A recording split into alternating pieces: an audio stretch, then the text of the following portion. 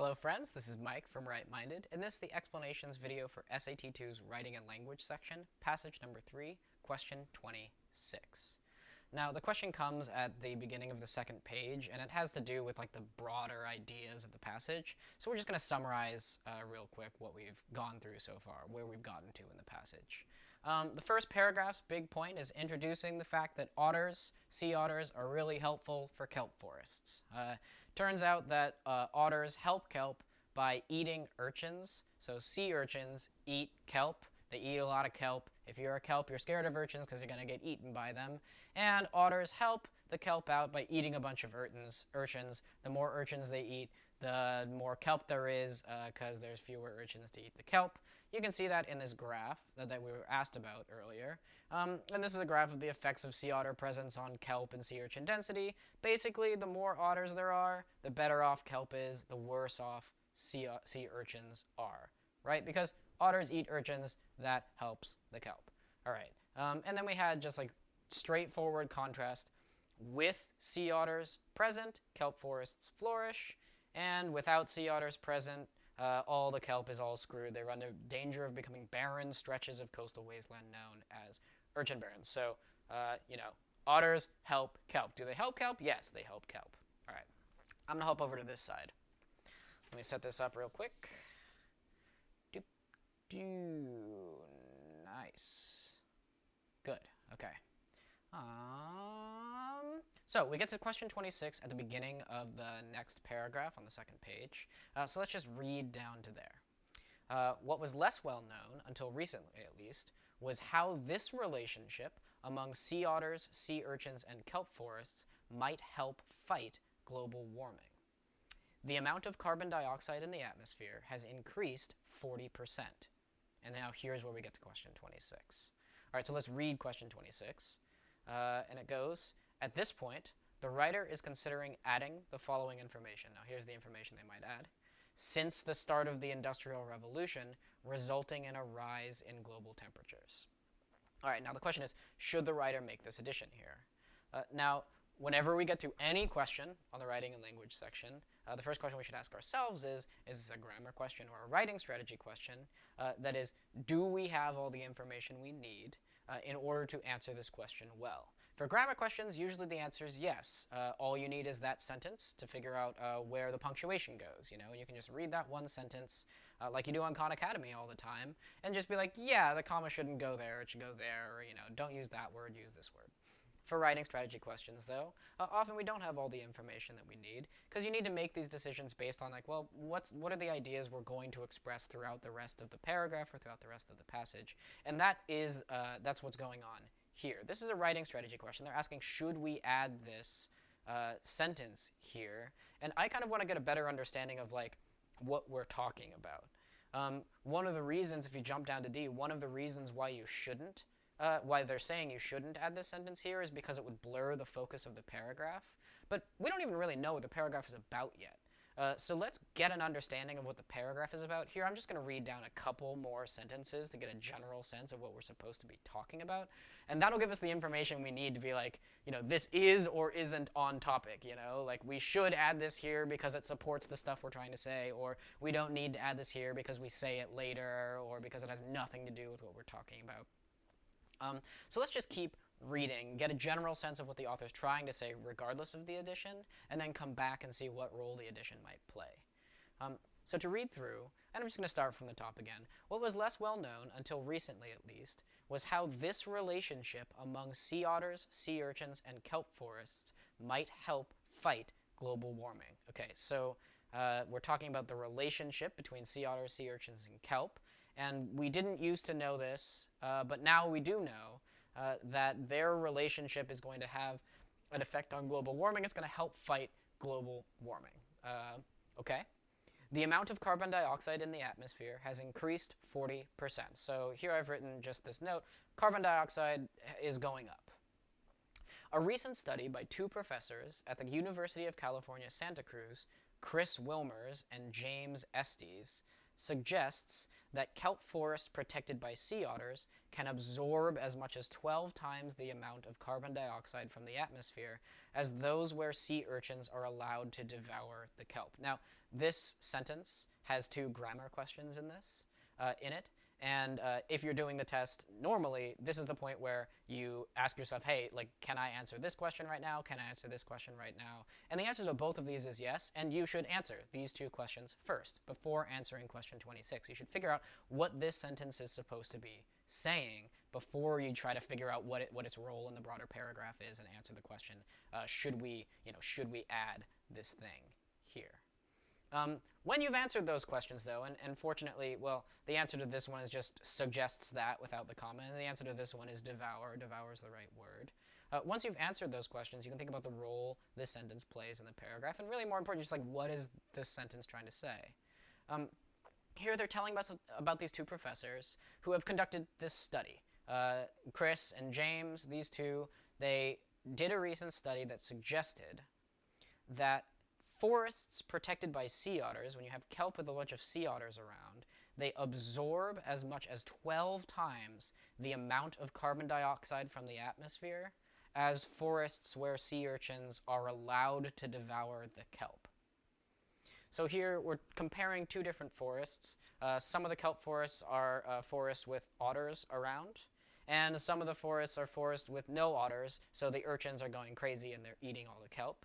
And here these 2 scientists are saying that in the forests that aren't getting decimated by like millions of urchins that are eating all the kelp, those forests are way better at absorbing carbon dioxide from the atmosphere. So there's kind of a link to carbon dioxide. From here to here, we're saying that carbon dioxide has been decreasing. We're saying that there's a relationship, where the point of this paragraph, it seems, this topic sentence is saying that there's a relationship between the otters and the kelp and fighting global warming. CO2 is increasing, and kelp is absorbing CO2. Now, what's missing from this, and I think that you actually can tell this even without looking at the answer choices, and actually straight up even without looking at the addition they're saying we should make, is any link between carbon dioxide, the amount of carbon dioxide, and global warming. Here, we're talking a lot in this paragraph about the effects of kelp forests on CO2. We're told that CO2 is increasing, but we aren't told what CO2 has to do with global warming. And the point of this paragraph is supposed to be about global warming. So we haven't yet made that link. And actually, I guess I could go on, read the rest of the paragraph, and you can do this too, and confirm that there is no link ever made between global warming and CO2 elsewhere in the paragraph, but there isn't. And so that's something that we need. You might know that the rise in CO2 and greenhouse gases is what's responsible for global warming, but just because you know it, and this is generally true on the SAT, just because you know it doesn't mean that readers can assume it. When you're writing anything, or when you're on the SAT, if it isn't something that's explicitly stated, it can't be assumed. On the SAT, you can't go based on your knowledge, trying to import your knowledge into the passages. And generally speaking, in writing, you shouldn't assume that your readers understand links that you just are going to that you're going to be relying upon in your argument. Here, if you're going to be talking about CO2 and you want to make a link between CO2 and global warming, you got to make that link explicit for your readers, because not everybody might know, and maybe I'm sure some of you might not know that the rise in CO2 is partially what's one of the big reasons why global warming is happening. Okay, so we need that link, and actually I just want to go into one other reason too why we need something else there. We want to look closely at the sentence about, like the sentence that includes, the sentence we might be adding to, this sentence right here. The sentence that starts, the amount of carbon dioxide in the atmosphere has increased 40%. Now here, thinking about what it means to increase, like what is an increase, especially a 40% increase is very different depending upon how quickly it happens, or also like where it started and where it is now. So for example, if the amount of carbon dioxide in the atmosphere has increased by 40% since its historic lows 3 billion years ago, then it might not be a very big deal. On the other hand, if the amount of carbon dioxide in the atmosphere has increased 40% since yesterday, and every single day that goes by, it's increasing by, like, you take half the amount and you add that on, and then you take half the remaining amount and you add that on. It's just every single day, it's like almost doubling. That's a huge deal, right? It's the difference between almost doubling every couple billion years and almost doubling, like, every day. So we really do need more information in this increasing claim. The amount of carbon dioxide in the atmosphere has increased 40%, like, over what period of time, in order for that claim to make sense, to have much meaning. So there are two separate reasons why we want to add something clarifying there. We want to clarify the period over which the carbon dioxide has been increasing, and we want to clarify the link between carbon dioxide and global warming. Now that's the impact this addition has. And let's read the sentence with the addition in it. The amount of carbon dioxide in the atmosphere has increased by 40% since the start of the Industrial Revolution, resulting in a rise in global temperatures. Now, this addition does both the things we wanted it to do. First, it says it's increased 40% since the start of the Industrial Revolution. That's, a little more than 100 years ago, maybe 130-ish years ago, 140 years ago. So, it's not quite yesterday, but it's still a really pretty recent amount of time. The amount of carbon dioxide in the atmosphere has almost doubled in the past a century and a half or so. So that establishes a time period that's at least shorter than a couple billion years. It also gives us the link, resulting in a rise in global temperatures. It also hands us the link between rising CO2 and global warming, which is supposed to be the subject of our paragraph. So that's what answer choice A is getting at here. They're saying, should the writer make this addition?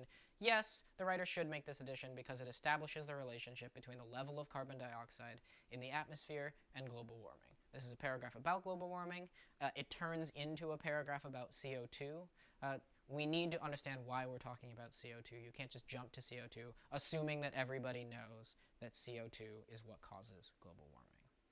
Now let's look at the other reason, the wrong reason why you might say that it should be added. This is answer choice B. So this is saying, yeah, we should add the sentence because the addition, explains the key role that sea otters, sea urchins, and kelp forests play in combating global warming.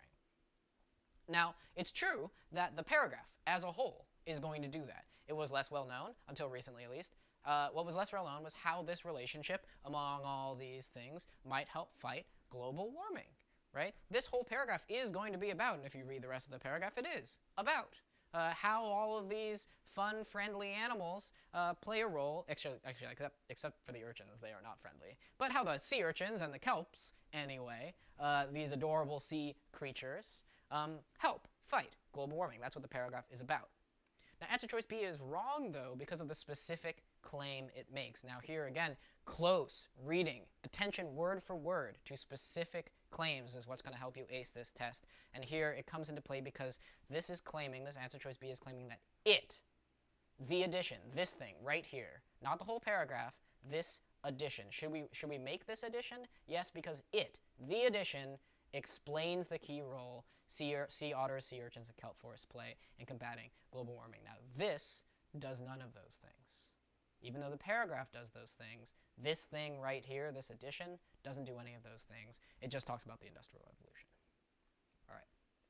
Now let's look at each of the no answer choices. Now, the no answer choices are wrong because we should add this thing here. But let's look at the specific reasons they give and try to countervene each of those. So here, answer choice C. No, we shouldn't add the thing because it contradicts the claim made in the previous paragraph that sea otters help keep kelp forests healthy.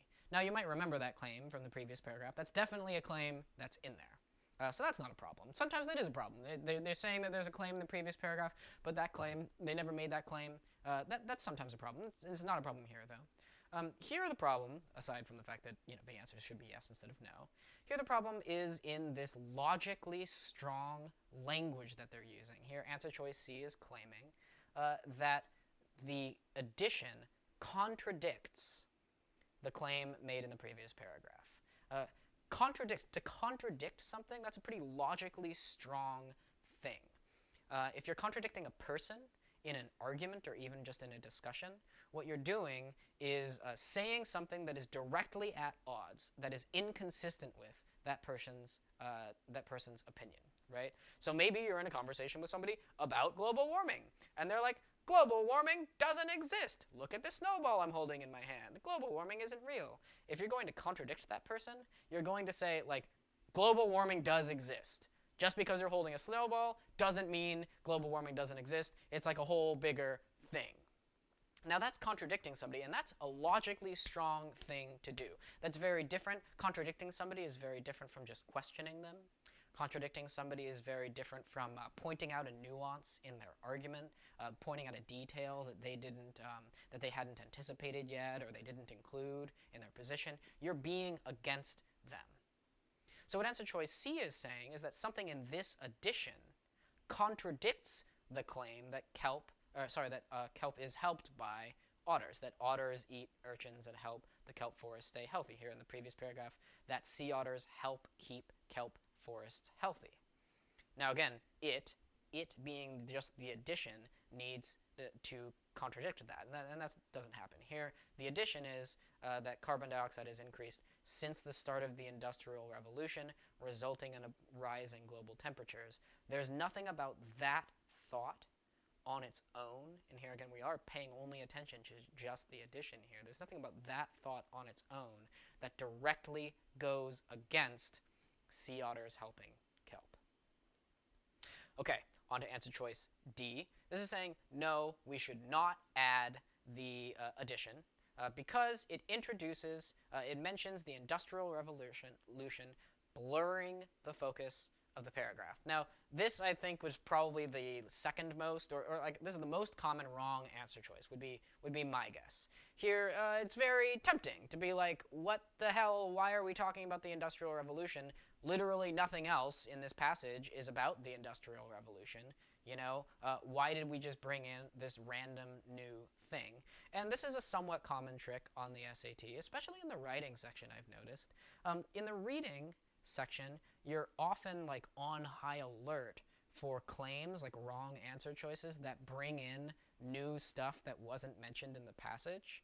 So this reason, and you know, even in the writing section, there are a lot of focus questions where the right answer is D for this reason. You know, no, because it brings up this thing that doesn't have anything to do with what we're talking about. So like, don't add it.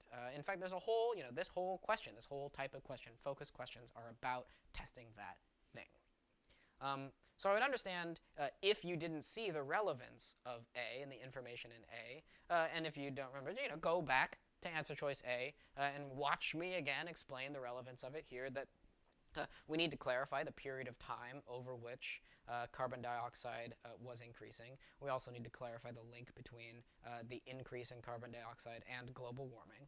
Neither of those things are in the paragraph without the addition.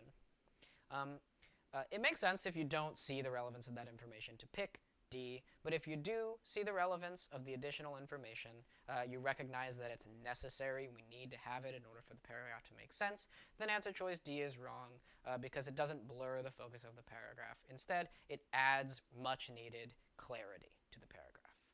All right, that's it for this question. I'll see you all in the next video.